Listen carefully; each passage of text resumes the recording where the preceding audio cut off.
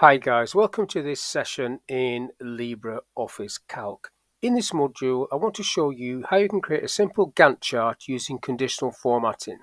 So on the screen, I've got a finished article. If I change, for example, the duration of that to 3 days, conditional formatting automatically fills in the information, colors the cells to whatever color I say. If I put that back to 2, comes back. So that's what I want to recreate from scratch. So let me just grab some of this data. So I'll copy this, bring it down into row 10, and I'll just copy this across as well.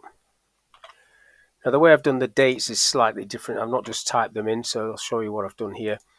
So today's date, the key command is control semicolon, and then I've done a duration of 2 days, and then basically the formula is this, equals the start date plus the duration, tick the formula, I get that date, but which is not correct because all day the 30th, all day the 1st is 2 days.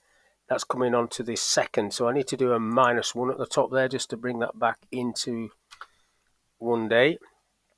Then this one, for this example, I'm going to say equals that plus 1. You don't have to do that, that could just follow on, or you can just type that date in, but just for this example, I'll type some durations in so you can see them, like so. And then if I pull this list down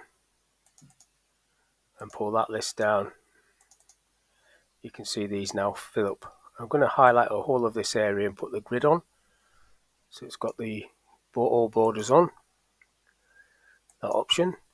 Now the date I want in there as well, so the date of the actual Gantt chart, control semicolon again, but I want to format that to be slightly different so it sits like that. So right click on that cell, format cells. When format cells comes up, down the bottom there you can customize this. I don't want the years, so I'm just backspacing those off. That's what I want, that format there. OK to that, and then I'll just pull that over to the end so I get the dates. So this is what you now need to do to get this conditional formatting on. We need to do this: highlight the area, go up to conditional, go to manage, and then add.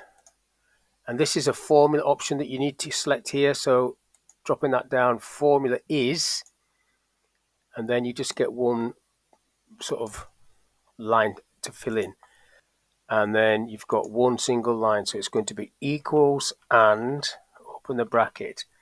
So this is the first cell, but I need to lock the row 9, so it's going to be E $9 if that's greater than or equals to column B, B10, but I need to lock the B this time because I'm pulling that down.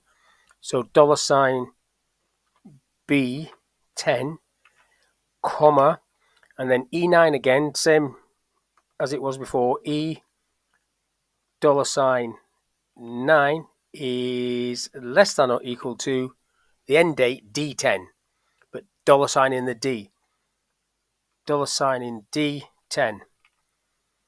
So is if E9 is greater than B10 and if E9 is less than D10, that's it. Pick your color. Drop the arrow down. I'm going to go for bad, which I know is red. Clicking OK. OK again. And then it drops it in like so. So if I change that to 3 days, that moves along and everything's following on, so that's great. And if I pull this one back 1 day, so just 1 day, that's going to come in like so.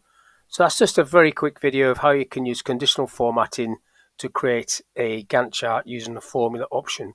So hopefully that little video was of use. Thank you for your time, and I'll catch you on the next one.